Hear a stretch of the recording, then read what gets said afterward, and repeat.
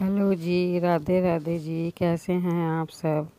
आज की हमारी कथा है तुलसी विवाह। एक बार शिव ने अपने तेज को समुंदर में फेंक दिया था। उससे एक बहुत तेजस्वी बालक ने जन्म लिया। यह बालक आगे चलकर जलंधर के नाम से पराक्रमी दैत्य राजा बना।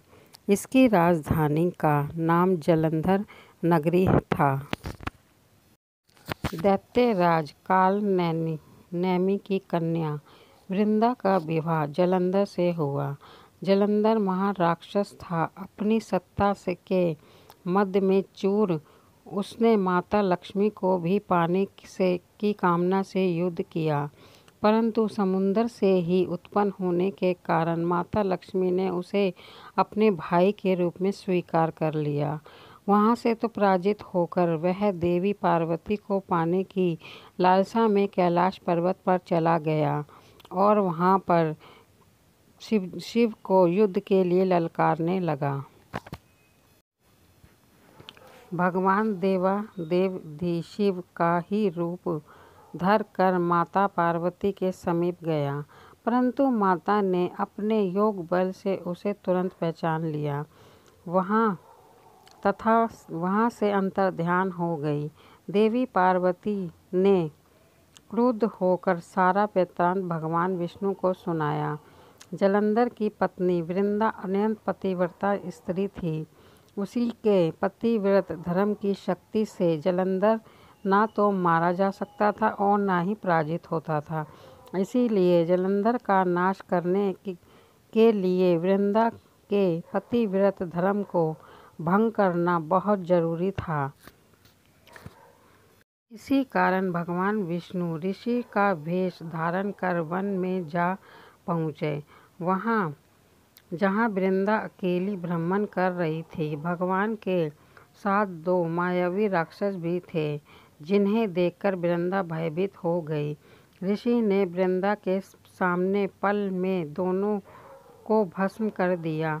उनकी शक्ति देखकर वृंदा ने कैलाश पर्वत पर महादेव के साथ युद्ध कर रहे अपने पति जलंधर के बारे में पूछा। ऋषि ने अपने माया जाल से दो बानर प्रकट किए। एक बानर के हाथ में जलंधर का सिर था, दूसरे के हाथ में धड़। अपने पति की यह दशा देखकर वृंदा मूर्छित होकर गिर पड़ी।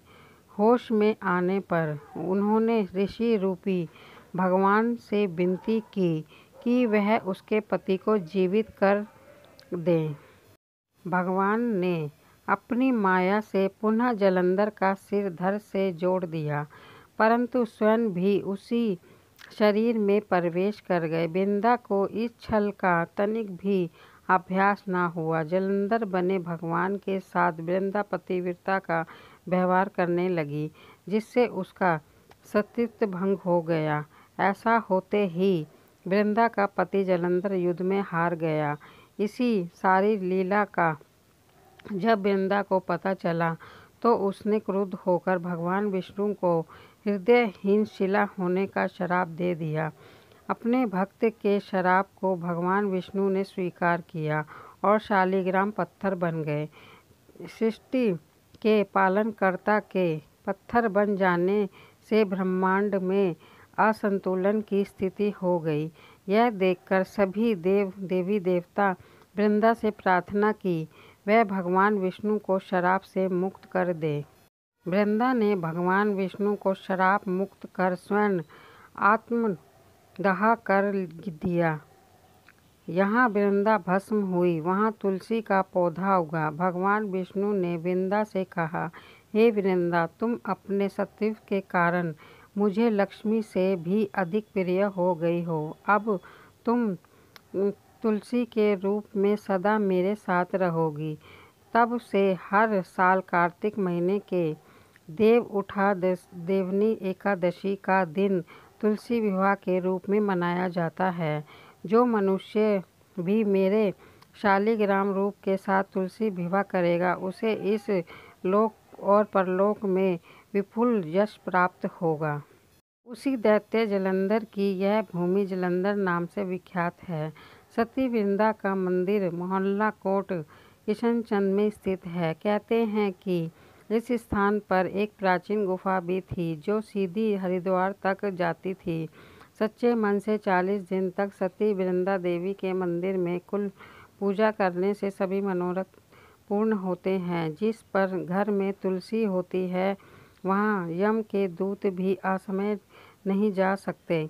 मृत्यु के समय जिस के प्राण मंजरी सहित तुलसी और गंगा जल के मुख में रखकर निकल जाते हैं वह पापों से मुक्त होकर वैकुंठ धाम को प्राप्त होता है। जो मनुष्य तुलसी व आंवले की छाया में अपने पितरों का श्राद्ध करता है उसके पितर मोक्ष को प्राप्त होते हैं।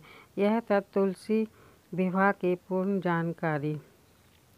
तुलसी विवाह जो वृंदा और बनी तुलसी और विष्णु बने शालिग्राम, दोनों ने के विवाह को जो भी इनकी कथा पढ़ता है एवं सुनता है भगवान उसके सभी मनोरथ पूर्ण करते हैं। मेरी ये कथा आपको कैसी लगी? अगर अच्छी लगी हो तो मेरे चैनल को सब्सक्राइब करें, लाइक करें और इस कथा को ज़्यादा से ज़्यादा शेयर करें। धन्यवाद।